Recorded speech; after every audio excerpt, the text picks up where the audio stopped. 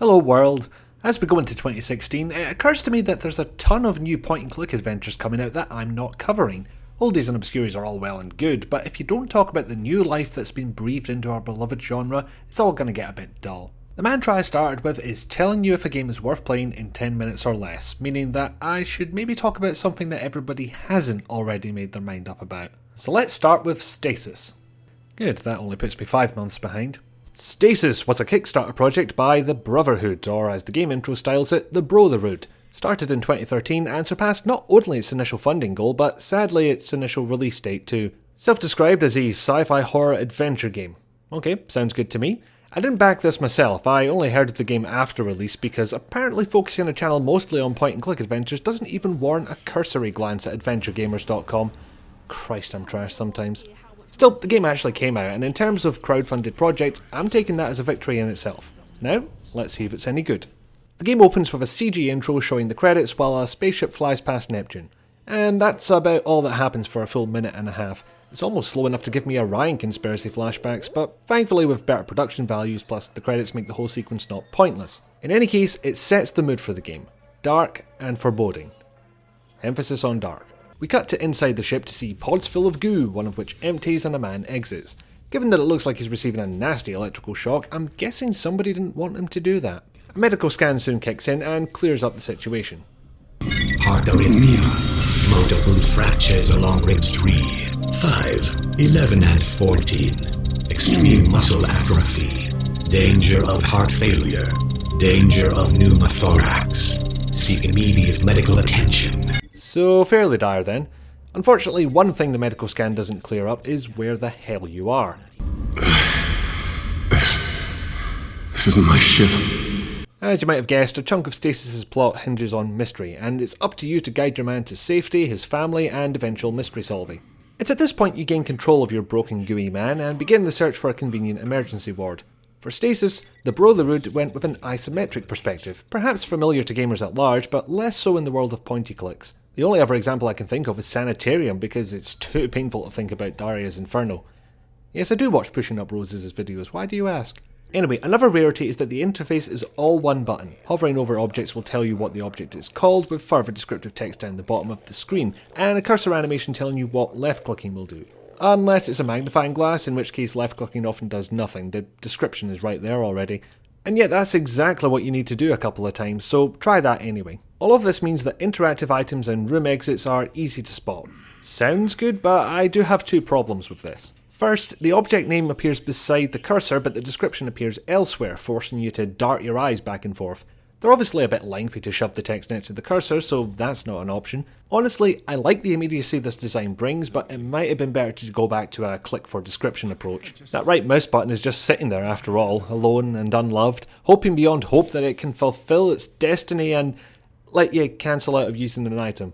The fact that this is all in 2D sometimes needs reiterating because it looks pretty great and is seamless in a way that can cause adventure game studio games a bit of a problem. That said, whilst I rarely saw the art direction miss a step, there's a small element of pixel hunting when it comes to trying to find objects to interact with. The seamless look of the game only works until you have to pick something out. Implementing a button which shows all the interactive objects in a room might have helped. Sometimes it looked like I was trying to shake the mouse out of my hand. As for the rest of the interface, your inventory lives at the bottom left, unfurls at a click, and has a tendency to look exactly like part of the background, which I suppose is fine once you know about it, but bit of an odd choice nonetheless. As I said before, you start off moving very slow due to those injuries you somehow got while suspended in goo, but once that's sorted out you can click once to walk and twice to run. Something I very much appreciated since there's some mild backtracking to be done, and if nothing else, I like that the narrative has some sort of gameplay impact. That's especially rare for pointy clicks. It wouldn't have had half the impact if he was diagnosed with fractures and arrhythmia, only to engage in a gallant stroll as he goes off to get a medkit and a lollipop. You progress through this train wreck of a ship, picking up stuff and reading the notes of what you can only assume are the former crew members,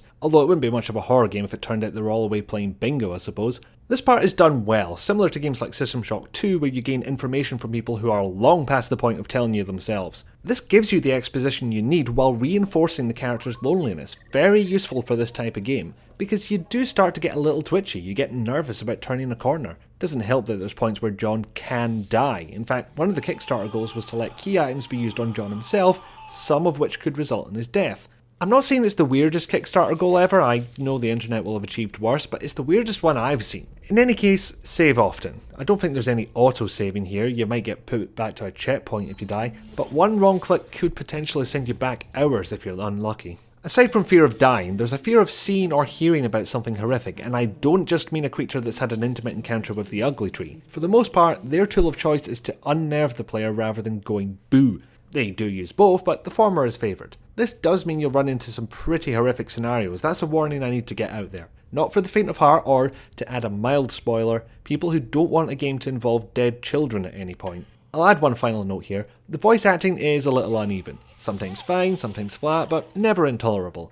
Except maybe for the main villain. He's one of those ridiculously evil types with a love of ham-based performances, David Cameron joke. Overall, I think Stasis came out quite good for what it tries to be. It nails the sci-fi horror atmosphere, it puts real effort into the background of the ship you're on from multiple perspectives, and all but a few of the puzzles were fair and logical. So go look up a walkthrough for those ones. I don't know how you were meant to get the whole solution without industrial strength trial and error.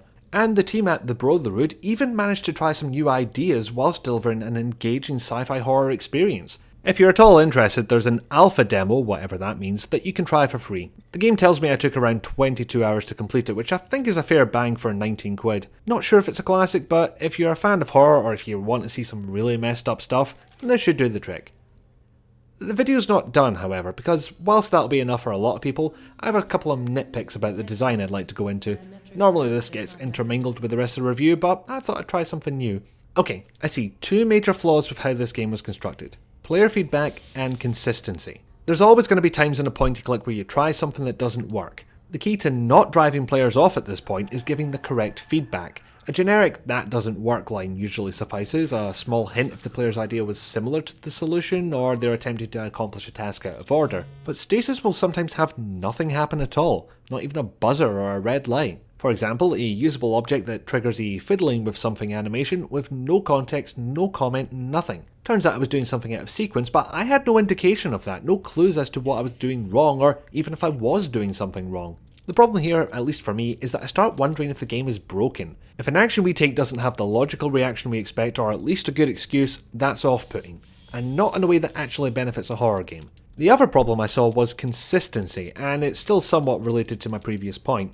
You'll get a close-up view of certain objects in the game in order to manipulate them in some fashion. Remember that inventory wheel? That's still there, but it can't be opened. Clicking it does nothing. So why show it? You'll end up clicking, not getting feedback, being none the wiser, and that helps no one. When the game decides that you can open the inventory, mousing over objects will give you the name, but no description, inconsistent with objects in the world.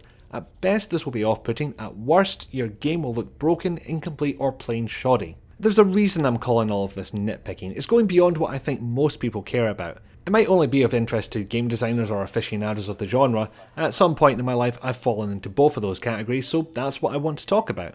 I want to entertain, I want to educate as well if I can, and I want to give you an idea of what it's like to play the game in question. That, and I might have a small ego problem which makes me want to show off how smart I am or how much knowledge I have. We'll see where that goes.